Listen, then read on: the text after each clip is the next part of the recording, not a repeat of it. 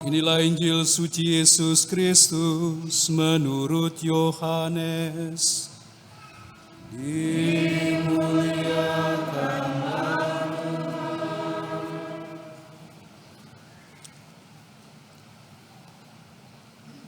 Mohon agak sabar sedikit karena Injilnya panjang sekali. Sekali peristiwa ketika Yesus sedang berjalan lewat, ia melihat seorang yang buta sejak lahirnya. Murid-muridnya bertanya kepada Yesus, "Rabi, siapakah yang berbuat dosa, orang ini sendiri atau orang tuanya sehingga ia dilahirkan buta?" Jawab Yesus, "Bukan dia dan bukan juga orang tuanya, tetapi supaya pekerjaan-pekerjaan Allah dinyatakan di dalam dia. Selama masih siang kita harus mengerjakan pekerjaan Dia yang mengutus aku. Akan datang malam ketika tak seorang pun dapat bekerja. Selama aku di dalam dunia, akulah cahaya dunia." Sesudah mengatakan semua itu, Yesus meludah ke tanah dan membuat lumpur dengan ludah itu, lalu mengoleskannya pada mata orang buta tadi dan berkata kepadanya, "Pergilah, basuhlah dirimu di kolam Siloam." Siloam artinya yang diutus. Orang itu pun pergi membasuh dirinya lalu kembali dan dapat melihat lagi. Tetapi tetangga-tetangganya dan mereka yang dahulu mengenalnya sebagai pengemis berkata, "Bukankah dia ini yang selalu duduk dan mengemis?" Ada yang berkata, "Benar, dialah ini." Ada pula yang berkata, "Bukan, tetapi ia serupa dengan orang itu." Ia sendiri berkata, "Benar, akulah dia." Lalu kata mereka kepadanya, "Bagaimana matamu dapat melihat?"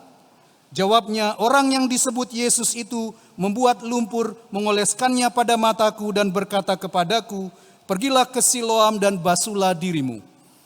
Lalu aku pergi dan setelah membasuh diriku, aku dapat melihat." Lalu mereka berkata kepadanya, "Di manakah dia?" Jawabnya, "Aku tidak tahu." Mereka kemudian membawa orang yang tadinya buta itu kepada orang-orang Farisi. Adapun hari waktu Yesus mengaduk tanah dan memelekkan mata orang itu adalah hari Sabat. Karena itu orang-orang Farisi bertanya lagi kepadanya, bagaimana matanya dapat melihat? Jawabnya, "Ia mengoleskan lumpur pada mataku, lalu aku membasuh diriku, dan sekarang aku dapat melihat." Kata sebagian orang Farisi itu, "Orang ini tidak datang dari Allah, sebab ia tidak memelihara hari Sabat." Tetapi yang lain berkata, "Bagaimana seorang berdosa dapat membuat tanda mujizat yang demikian?" Lalu timbullah pertentangan di antara mereka. Kata mereka lagi kepada orang yang tadinya buta itu, "Dan engkau, karena ia telah memelekkan matamu, apa katamu tentang dia?" Jawabnya, "Dia seorang nabi." Tetapi para pemuka Yahudi itu tidak percaya bahwa tadinya dia buta dan baru sekarang dapat melihat. Sampai mereka memanggil orang tuanya dan bertanya kepada mereka, "Inikah anakmu yang kamu katakan bahwa ia lahir buta? Kalau begitu bagaimana ia sekarang dapat melihat?" Jawab orang tua itu, "Yang kami tahu dia ini anak kami dan dilahirkan buta. Tetapi bagaimana sekarang dia dapat melihat, kami tidak tahu. Dan siapa yang memelekkan matanya, kami juga tidak tahu.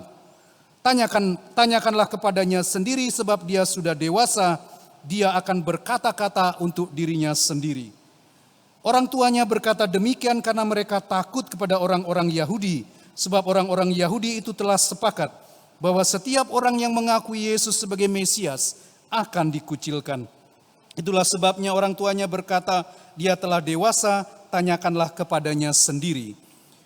Lalu mereka memanggil orang yang tadinya buta itu untuk kedua kalinya dan berkata kepadanya, "Katakanlah kebenaran di hadapan Allah.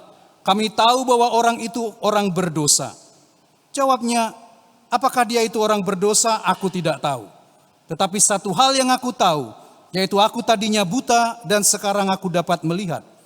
Kata mereka kepadanya, "Apakah yang dia lakukan padamu?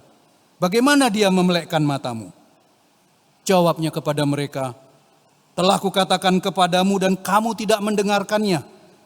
Mengapa kamu hendak mendengarkannya lagi? Barangkali kamu mau menjadi muridnya juga." Sambil menghina orang-orang Farisi berkata kepadanya, "Engkau saja murid orang itu, tetapi kami murid-murid Musa. Kami tahu bahwa Allah telah berfirman kepada Musa tentang dia itu, tetapi tentang dia itu kami tidak tahu dari mana dia datang." Jawab orang itu kepada mereka, "Aneh juga bahwa kamu tidak tahu dari mana dia datang, padahal dia telah memelekkan mataku. Kita tahu bahwa Allah tidak mendengarkan orang-orang berdosa, melainkan orang-orang yang saleh dan yang melakukan kehendaknya. Dari dahulu sampai sekarang tidak pernah terdengar bahwa ada orang yang memelekkan mata orang yang lahir buta. Jika orang itu tidak datang dari Allah, ia tidak dapat berbuat apa-apa. Jawab orang-orang Farisi itu, engkau ini lahir sama sekali dalam dosa dan engkau hendak mengajar kami. Lalu mereka mengusir dia keluar. Yesus mendengar bahwa orang itu telah diusir oleh orang-orang Farisi. Lalu Yesus bertemu dengan orang itu dan berkata, percayakah engkau kepada Putra Manusia? Jawabnya, siapakah dia Tuhan? Supaya aku percaya kepadanya. Kata Yesus kepadanya, engkau bukan saja melihat dia yang sedang berbicara dengan engkau, dialah itu. Kata orang itu, aku percaya Tuhan. Lalu ia sujud menyembah Yesus. Kata Yesus, aku datang ke dalam dunia untuk menghakimi, supaya siapa saja tidak melihat dapat melihat, dan supaya yang dapat melihat menjadi buta. Kata-kata itu didengar oleh beberapa orang Farisi yang berada di situ, dan mereka berkata kepada Yesus, apakah itu berarti bahwa kami juga buta? Jawab Yesus kepada mereka, sekiranya kamu buta, kamu tidak berdosa. Tetapi karena sekarang kamu berkata, kami melihat, maka tetaplah dosamu.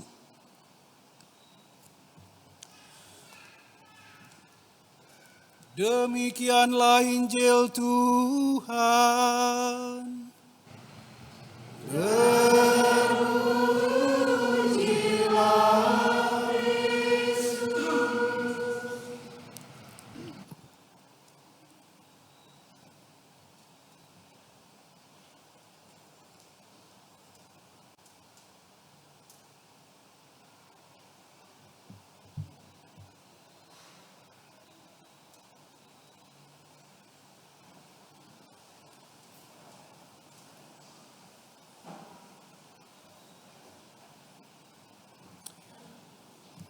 Ibu bapak, saudara-saudari yang terkasih dalam Kristus, brothers and sisters, in one occasion,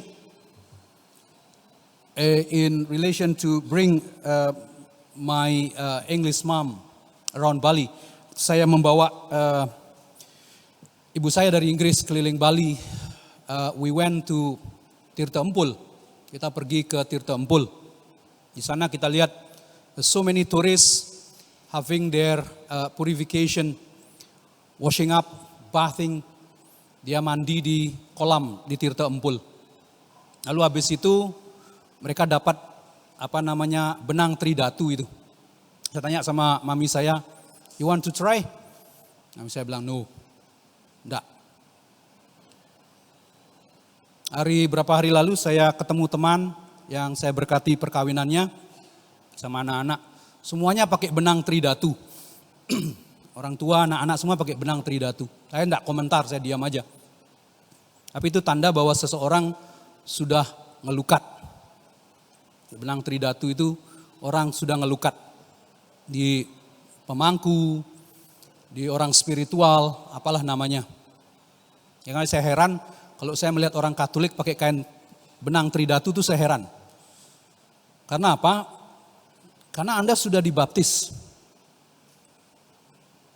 Kita semua sudah dilukat. Anda sudah dibaptis, Anda tidak perlu lagi ngelukat. Wah, ini kan untuk pelindung Romo. Pelindung dari apa? Saya sudah jalani itu semua Bapak Ibu. Dalam penelitian saya ikuti semua. Saya ditawari oleh seorang tokoh spiritual terkenal di Bali. Di kitab sucinya Romo kan ada itu yang orang mati terus bangkit lagi sesudah 3 hari. Oh iya, di kami ada Romo. Oke. Terus Romo bisa coba. Saya lihat dia bisa coba. Maksudnya ya mati 3 hari. Lalu sudah 3 hari bangkit. Saya bilang sama dia, berani jamin yang nanti yang bangkit itu saya. Dia bingung, Romo kalau enggak percaya jangan. Berani jamin, nanti kalau sesudah 3 hari saya pasti bangkit, berani jamin. Dia enggak berani bilang ya, kalau Romo enggak percaya jangan. Jadi saya pernah menjalani untuk tahu karena bagian dari penelitian. Saya pergi ke Bapak Uskup, saya tanya, Bapak Uskup saya boleh coba enggak? Bapak Uskup bilang, jangan. Nanti kalau kamu sungguhan enggak bangun bagaimana? Terus yang bangun bukan kamu gimana? Bapak Uskup takut gitu. Jadi saya tahu kalau saya lihat orang pakai kain benang tridatu itu, saya tahu itu orang itu pasti sudah ngelukat gitu. Orang Bali punya istilah dibuka auranya. Bukan auratnya tapi auranya dibuka. Cakranya dibuka. Sehingga dia bisa lihat dengan mata batin katanya. Genap dah pokoknya. Nanti kalian kalau cerita yang gini-gini kan semangat tuh. Kalau ngomong Yesus sudah bosan dah, Yesus sudah tahu lah. Makanya saya paling malas kalau orang tanya soal Lea tuh. Karena apa? Karena orang hanya ingin tahu tentang Lea, tapi enggak. Harusnya iman kita yang harus tumbuh. Bukan ingin tahu dengan hal-hal seperti itu terlalu banyak. Ngomong di Babakan, di Palasari itu orang semangat. Kengken carane. Kengken carane mekeber. Kengken kadan sintawang nak siang sintahan mekeber. Saya enggak pernah terbang, kamu tanya gimana caranya, saya enggak tahu. Tapi Bapak Ibu kembali ke soal ini. Orang mau dilukat lagi supaya mata batinnya dibuka. Supaya dia mendapatkan ketenangan. Dia lahir kembali. Dan lain sebagainya. Padahal kita semua sudah dibaptis. Dan meterai baptisan itu abadi Bapak Ibu. Besok Anda minggat. Lari kawin sama orang agama lain, murtad jadi agama lain, materai baptisan itu tetap sifatnya. Dia abadi. Nanti Anda pertanggungjawabkan itu di hadapan anak manusia nanti dalam pengadilan. Karena baptisan itu abadi, dia materai. Pengalaman saya di Seminari Tuke, waktu saya jadi rektor di Seminari Tuke, di Tuke ada satu anak lahir mau dibaptis 3 bulan. Ngantosang 3 bulanin. Itu 3 bulan baru mau dibaptis begitu. Nangis anak ini tiap hari nangis. Tak bingung dibawa ke klinik nangis. Apa enggak? Nangis tiap malam. Lalu dia tanya, "Si Romo gimana? Bawa sini saya baptis di seminari." Habis dibaptis, diam Bapak Ibu. Mungkin takut sama Romo Denny enggak tahu. Jadi dari pengalaman pribadi, baptisan itu bukan hanya sebuah upacara semata-mata seperti kita upacara bendera hari Senin, hormat kepada bendera merah putih. Baptisan itu ada nilai spiritualnya. Masa kita tunggu dulu cari pemangku dulu supaya kita meyakini bahwa niki toyo berkat, itu air berkat itu bisa tunggu cari dulu pedanda sama pedandanya bilang kamu Kristen, pergi ke gereja ambil air berkat dulu. Tidak percaya dengan apa yang kita miliki. Proses perjalanan kita di masa Prapaskah ini adalah proses untuk saudara-saudara kita yang akan dibaptis pada malam Paskah. Jadi bacaan-bacaan ini mengantar, kalau minggu lalu Yesus sebagai air hidup berbicara dengan wanita di sumur Yakub. Hari ini Yesus sebagai terang. Bukan saja kesembuhan secara fisik, orang bisa melihat lagi secara fisik. Tetapi secara spiritual, batinnya dibuka. Dari orang yang tidak mengenal, siapa yang memelekkan kamu? Saya tidak tahu namanya Yesus. Yang mana orangnya? Sing nawang, ani cen kaden. Dari orang yang kemudian tidak tahu, dia kemudian mengenali Yesus sebagai nabi. Bukan saja sebagai nabi, tapi sebagai orang yang datang dari Allah. Dan pada akhir dari Injil dia dikatakan apa? Apakah kamu percaya kepada dia, anak manusia? Ya Tuhan, aku percaya. Dan dia menyembah Yesus. Jadi bukan saja seorang manusia biasa, bukan hanya seorang nabi yang datang dari Allah, tetapi Yesus adalah Mesias, penyelamat dunia. Anda punya hutang di koperasi, oke? Anda punya hutang di koperasi, lalu ada orang yang tebus hutang itu. Kudenglah hutang, sata Romo, nih bayar aja. Dibayarlah hutangnya 200 juta. Tapi kemudian sesudah hutangnya dibayar, masih terus dia mikirkan hutang itu. Terus dia pikirkan hutang itu. Itulah kita Bapak Ibu Saudara-saudari. Anda sudah ditebus oleh Yesus. Anda sudah menerima pembaptisan suci dari Yesus. Segala hutang-hutang kita dibayar oleh Yesus. Tetapi kita masih bergantung, masih memegang dosa-dosa itu. Kita tidak percaya dengan orang yang sudah menebus kita. Kita masih hidup dalam cara hidup yang lama. Dan Yesus mengatakan, akulah terang dunia. Hiduplah di dalam terang itu. Itu dalam bacaan kedua tadi. Surat Rasul Paulus. We all live in light. Kita semua sudah hidup di dalam terang berkat pembaptisan. Masih belum cukup, masih pergi dulu spiritual tourism. Pergi dulu wisata rohani ke ke kolam-kolam, mandi di 7 sumur, mandi 7 kembang, mengunjungi 7 gunung. Masih belum cukup. Kita harus percaya masa Prapaskah meyakinkan kita Bapak Ibu Saudara-saudari bahwa Yesus itu adalah penebus kita. Maka itu kita diajak dalam masa Prapaskah merenungkan hidup kita, memurnikan lagi motivasi kita, supaya kita bisa menjadi anak-anak Tuhan lagi. Itu tujuan dari masa Prapaskah, bukan jalan salib, megeleblok cepok, megelebok penpindo, megelebok pentelu, ngeling. Tidak ada gunanya. Kalau masa Prapaskah itu tidak membawa perubahan dalam hidup kita, percuma. Masa Prapaskah mengajak kita memurnikan hidup kita. Meyakini lagi akan kuasa Yesus itu. Pengalaman saya dalam meneliti dunia magic, iman akan Yesus, bundanya, Bunda Maria, doanya, tidak ada yang bisa mengalahkan. Saya pergi ke Curah. Kalau saya bilang Curah, nanti kalian pergi ke sana. Romo Denny bilang ada balian sakti di Curah Kediri. Mai kamu ngalih, mai.